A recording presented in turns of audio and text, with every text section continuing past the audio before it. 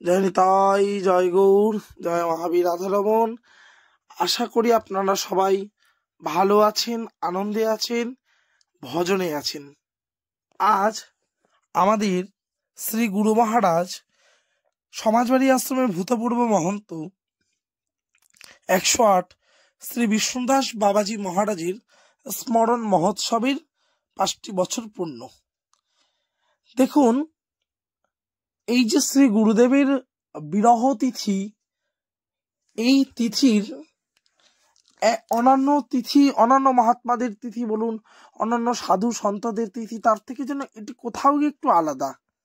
জানেন তো, শ্রী গুরুদেব চলে যাওয়া, হ্যাঁ, গুরুলীলা প্রকট অপ্রকট সমান, সে কথা নয়, কিন্তু শরীরের ত্যাগ করে গুরুদেব চলে গেলে, গুরুদেব যদি শরীরে না থাকেন, তখন যেন মনে হয় গোটা জগৎটাই অন্ধকার আপনার কাছে। যাদের শ্রী গুরুদেব অপ্রকট লীলায় প্রবেশ করেছেন, তারা এই ব্যথা জানেন, তারা এই কষ্ট জানেন। তো একদিক দিয়ে শ্রী বিষ্ণুদাস বাবাজি মহারাজ আমার পরম গুরুদেব, আবার পেশাশ্রয়ের দিক দিয়ে শ্রী গুরুদেবও বটে। তারই আজকে বিরহ স্মরণ মহোৎসব। আশ্রমের বিকেল বেলায় দাদামশাইয়ের ঘর খুলে গেলে সকল ভক্তবৃন্দ, আশ্রমের সাধুজন এবং সকল ভক্তবৃন্দ মিলে চললেন গঙ্গায় জল আনতে, অধিবাস নিমিত্তে। এই যে অধিবাসটা আমাদের হয়, মঞ্চ বসে, মঞ্চের সামনে আপনারা দেখেন যে 5টি ঘট বসানো হয়, তাতে অধিবাস পুজো করা হয়। সেই ঘটের জল নিয়ে আসতে সকলে মিলে প্রথমে মা গঙ্গাকে প্রণাম করে তাকে আমন্ত্রণ জানিয়ে তারপর সেই গঙ্গা বাড়ি নিয়ে আসা হলে বসে গেলাম অধিবাস পুজো করতে। কি সুন্দর আজ মঞ্চটি সেজে উঠেছে দেখুন। সেবকগণের বলিহারি যেতে হয়, যদিও মঞ্চ সাজানোর সময় থাকা হয়নি, আমার বিভিন্ন কাজে ব্যস্ততা ছিল, কিন্তু আশ্রমের যে বড় গুরু ভাইগণ বা যারা সাজিয়েছেন মঞ্চটিকে, সত্যি তাদের বলিহারি যেতে হয়। এইরকম নাম মঞ্চ এজন্য রাধারমণ গণের এক আলাদাই একটি বিষয়। এত সুন্দরভাবে মঞ্চ সাজিয়ে নামযজ্ঞ সচরাচর অন্য কোথাও খুব একটা দেখা যায় না। যাই হোক, সেই মঞ্চ, অধিবাস পুজো, ঠাকুরের বাল্যভোগ ইত্যাদি হয়ে গেলে মঞ্চে সন্ধ্যা আরতি শুরু হলো। এই সন্ধ্যা আরতি কিন্তু অন্যান্য জায়গায় আমরা যেমন দেখি মন্দিরের সঙ্গেই মঞ্চে আরতি হয়ে যায়, এখানে তা হয় না। এখানে প্রথমে যুগলের ঘরের আরতি, তারপর নিতাই গৌর এবং সিদ্ধ জগন্নাথ দাস বাবাজি মহারাজকে আরতি দর্শন করি, তারপর একে একে গৌর হরিদাস মহন্ত বাবা এবং সর্বশেষে রাধারমণ দেবকে আরতি দর্শন করানো হয়। আরতি হয়ে গেলেই, মূল মন্দিরে আরতি মিটে গেলে, তারপর শ্রী নামযজ্ঞের মঞ্চে আরতি হয়। নামযজ্ঞের মঞ্চে আরতি অন্তে আজ তাড়াতাড়ি করেই বসে যাওয়া হলো অধিবাসে, কারণ অধিবাস কীর্তনের অন্তে বহু ভক্তের প্রসাদ পাওয়ার ব্যবস্থা ছিল। আসুন আমরা একটু অধিবাস কীর্তন শ্রবণ করি।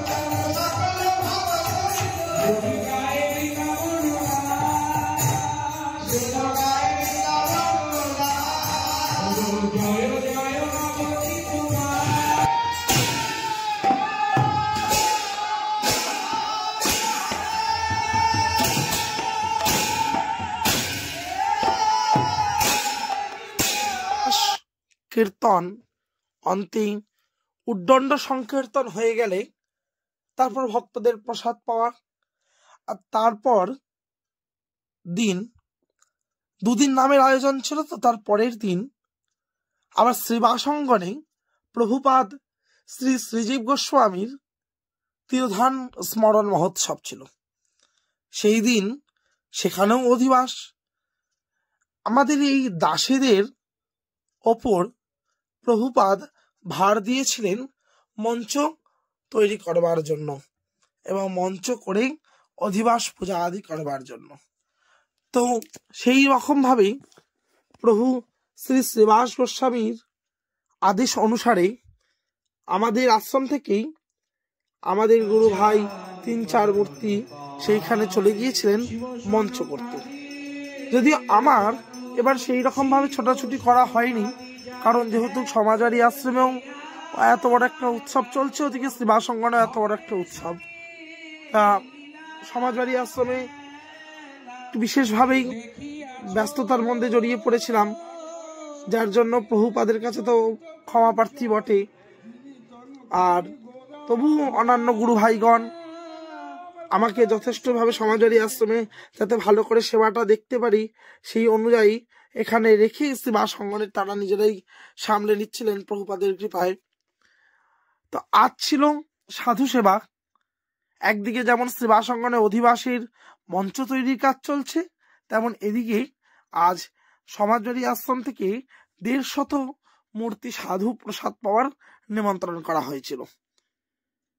এত মূর্তি সাধুকে একবারে দর্শন করবার জন্য ভক্তগণ সেইখানে বেশ উপস্থিত হয়েছিলেন। সাধু সেবা, সাধুদের প্রসাদ পাওয়ার অন্তে তাদের বিশেষ কিছু দানের ব্যবস্থা ছিল। এখন তো ঠান্ডার সময়, আর নবদ্বীপে শীতও পড়েছে বেশ জাঁকিয়ে, তার জন্য এবার আশ্রম কর্তৃপক্ষ বেশ ফুল হাতা মোটা ধরনের জ্যাকেট সমস্ত সাধুজনকে অর্পণ করছিলেন, তাদের সেবায় যেন লাগে সেই হিসাবে, আর তার সাথে যথাসাধ্য দক্ষিণা। আমিও সেই সময় সেখানে উপস্থিত থেকে সাধুগণকে যে আমন্ত্রণ পত্র দেওয়া হয়েছিল সেই আমন্ত্রণ পত্রগুলি সংগ্রহ করার কাজ করছিলাম। সেই সাথে সাথে এই সাধু সেবায় সাধুজনকে শীতবস্ত্র এবং দক্ষিণা প্রদানের কাজও বেশ দ্রুতগতির সাথে চলছিল, কারণ সেই দিন অনেক ভক্তের প্রসাদ পাওয়ারও ব্যবস্থা ছিল। যে দুদিন নাম চলেছে, দুদিনেই প্রত্যেক দিনেই প্রায় 400 থেকে 500 মূর্তি ভক্তের প্রসাদ পাওয়ার ব্যবস্থা রাখা হয়েছিল। তা আজকেও সাধু সেবার অন্তে প্রায় 400-500 মূর্তি ভক্তরা প্রসাদ পাবে।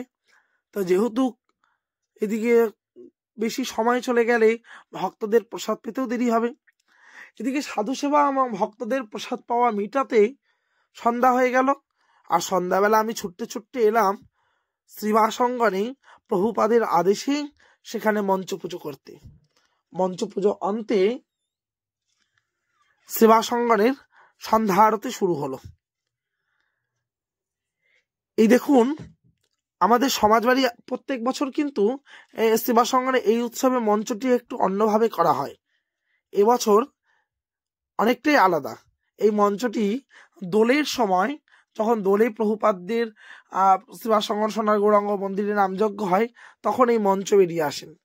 এবার এই মঞ্চেই অধিবাসের ব্যবস্থা হয়েছিল, সেই রকম মঞ্চটা সাজানো হয়েছিল। 2 জায়গায় মঞ্চ তো আপনারা দর্শন করলেন, আমাদেরকে কিন্তু অবশ্যই জানাবেন আমাদের মঞ্চ সাজানো আপনাদের কেমন লেগেছে। যাই হোক, সেই দিন ওদিকে মঞ্চ পুজো সেরে সমাজবাড়িতে এসে দেখি সেই দিন আমাদের এক গুরু ভাই কুমার শুভজিৎ বাবুর লীলা কীর্তন ছিল। আমরা একটু লীলা কীর্তন শ্রবণ করি।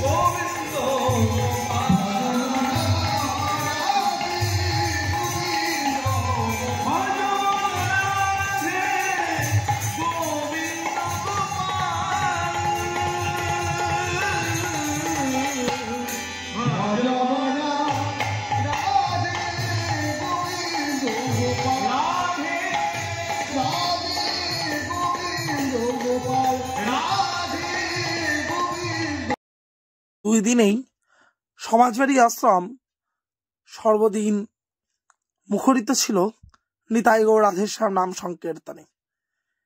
আর আজকে সন্ধ্যাবেলা কীর্তনিয়া আমাদেরই গুরু ভাই সুমন ভৌমিক লীলা কীর্তন ছিল।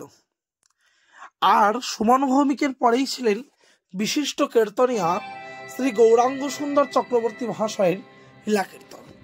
কিন্তু আমাদের দুর্ভাগ্য, গৌরাঙ্গ সুন্দর চক্রবর্তী মহাশয়ের যে লীলা কীর্তন সেটি আমাদের রেকর্ড করে রাখা সম্ভব হয়নি, কারণ সেই দিন বেশ ব্যস্ততাই ছিল। আপনারা দেখছেন সেই দিন যেহেতু সংক্রান্তি, তাই এদিকে পিঠে পুলিরও ব্যবস্থা হচ্ছিল ঠাকুরের পারসে দেওয়ার জন্য। সেই কারণে যদিও পিঠে পুলি আমাদের বিকেল থেকেই শুরু হয়ে যায়, বিকেলবেলা ঠাকুরের বাল্যভোগে সরু চাকলি এবং পাটিসাপটা ঠাকুরের বাল্যভোগে দেওয়া হয়। রাত্রেবেলা তার সাথে দুধ পুলি, পাটিসাপটা ইত্যাদি সমস্ত কিছুই করা হয়। তা সেই রকম ভাবেই চলছিল পিঠে পুলির এক কর্মকাণ্ড।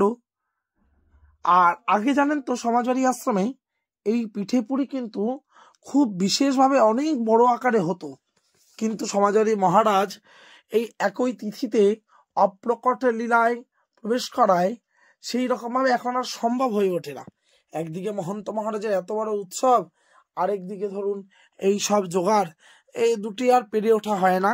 সেই জন্য ঠাকুরের সেবার মতন যতটুকু সম্ভব সেইটুকু করে রাখা হয়। আজ পৌষ সংক্রান্তি, মকর সংক্রান্তি 14ই জানুয়ারি সমাজবাড়ি আশ্রমের মহন্ত মহারাজের অপ্রকট লীলায় প্রবেশ করবার সেই দিন।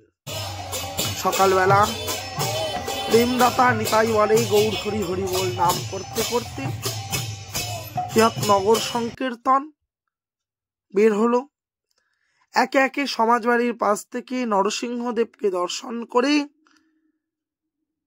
যেই নগর সংকীর্তনের পথ আগের থেকে ঠিক করা ছিল সেই অনুযায়ী চলতে আমরা এসে পড়লাম শ্রীবাস অঙ্গনে।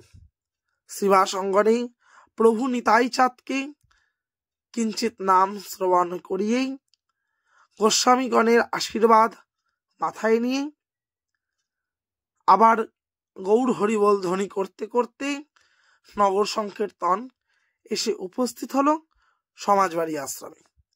নগর সংকীর্তন এলে শুরু হলো নগর ফেরত কীর্তন। এই শ্রীখন্তা নিতাই গৌর স্বরূপ কিনা, এনারাই তো নগর সংকীর্তনে নিতাই গৌড়ের প্রতিনিধিত্ব করেন। প্রভু নিতাই গৌড়েরই তো স্বরূপ এই নিতাই শ্রীখন্তা, যারা নগর কীর্তনে নিতাই গৌড় স্বরূপে নাম প্রচার করতে বের হন।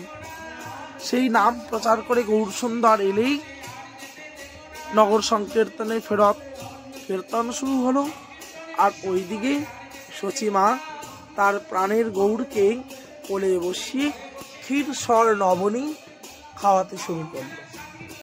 একে একে যজ্ঞকালী পড়ানো ঠাকুরকে এবং ভক্তগণকে, তার সঙ্গে দই হলুদ জল আমের শাখায় করে ছড়িয়ে দেওয়া, সেই মতন হাড়ি ভেঙে বাতাসা লুট সবই একে একে চলতে লাগলো খুব তাড়াতাড়ি করে। সেই দিনই সূচক কীর্তন, অতএব একে গৌরচন্দ্রিকা সূচক কীর্তন এত কিছু শেষ করতে এবং 64 মহন্তের ভোগ আরতি শেষ করতে করতে বেশ বেলা হয়ে যাবে।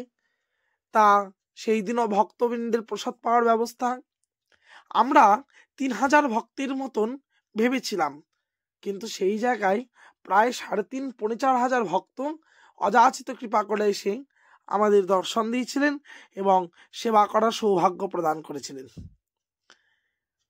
সেই মতন নগর সংকীর্তন অন্তে দেখুন কত সুন্দর সবাই ঘুরে ঘুরে কীর্তন করছেন। আর ওই যে মঠাধ্যক্ষ শ্রী ঠাকুর কৃষ্ণদাসজি দইয়ের হাড়ি মাথায় নিয়ে রয়েছেন, সেই হাড়ি ভেঙে নামযজ্ঞর বিশ্রাম। এরপরে হরির লুট হলে 64 মহন্তের ভোগ আরাধনা, এবং 64 মহন্তের ভোগ আরাধনায় আজ এক বিশেষ বিষয়। কি বলুন দেখি? আজ আমাদের অশেষ কৃপা করে সেবাস অঙ্গনের প্রভুপাদ শ্রী সেবাস গোস্বামী এবং শ্রী শ্রীরাম গোস্বামী উপস্থিত হবেন শ্রীমান মহাপ্রভুকে এবং তার সব পার্ষদকে ভোগ নিবেদন করতে। সেই কারণে সবকিছুকে সময় মতন সেরে বসে যাওয়া হলো সূচকের তলে। একদিকে গৌরচন্দ্রিকা হচ্ছে আর অন্যদিকে 64 মহন্তের তৈয়ারি শুরু হয়ে গেছে। এক এক করে 64 মহন্তের সমস্ত ভোগ পারস করা বা অন্যান্য কার্য এদিকে শুরু হয়ে গেছে। আর ওইদিকে চলছে মহোৎসবের রান্না। ঠাকুরের ভোগ উঠে গেলে আমি ভাবলাম আপনাদের জন্য একটু ভিডিও করে রাখি।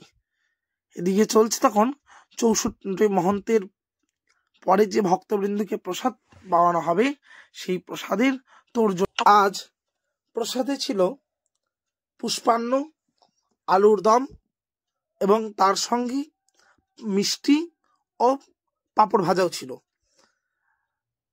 তো সেই পুষ্পান্ন, আলুর দম, পাঁপড় ভাজা, মিষ্টি তার চলছিল রান্নার তৈয়ারি।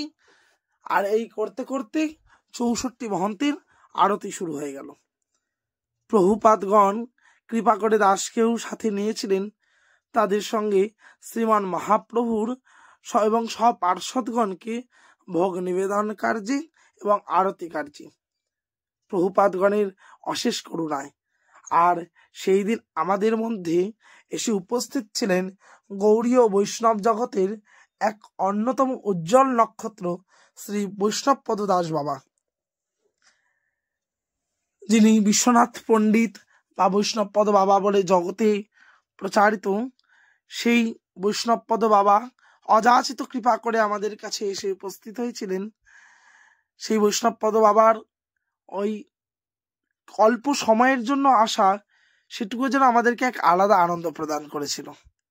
সেই দিন বিকেলে বাবা এসে আমাদের সবার সাথে বসে প্রসাদ গ্রহণ করেছিলেন এবং বেশ কিছু ইষ্টগোষ্ঠীও হয়েছিল।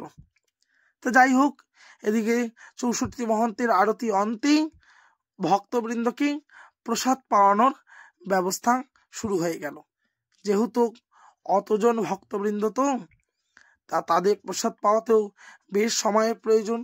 সেই কারণে আগের থেকে সব ব্যবস্থা করাই ছিল। যে মাত্র 64 মহন্তের আরতি সম্পূর্ণ হলো, ওই মাত্রই শুরু হয়ে গেল সকল ভক্তবৃন্দকে প্রসাদ পাওয়ানোর ব্যবস্থা। কারণ ভক্তবৃন্দকে যদি প্রসাদ না পাওয়ানো যায় তাহলে ওই রকম মহোৎসব করেই বা কি লাভ বলুন? তাদের জন্যই তো সবকিছু। তা সেই মতোই ভক্তবৃন্দের প্রসাদ পাওয়ার ব্যবস্থা। আপনারা সম্পূর্ণ ভিডিওটি দেখলেন। আপনাদের যদি এই ভিডিওটি ভালো লাগে লাইক ও কমেন্ট করে চ্যানেলটিকে একটু সাবস্ক্রাইব করে দেবেন এবং অনেক অনেক আশীর্বাদ প্রদান করবেন এই দাসেদের প্রতি, যেন আমরা আপনাদের কৃপায় ভজন করতে পারি, হরিনাম করতে পারি এবং আবার এই ভক্তবৃন্দকে সেবা করার মতন সুযোগ পাই। তাদের কৃপা নইলে কোনো কিছুই সম্ভব নয়। তাই সর্বশেষে আপনাদের চরণে ভুল লণ্ঠিত দণ্ডবত প্রণাম। জয় নিতাই।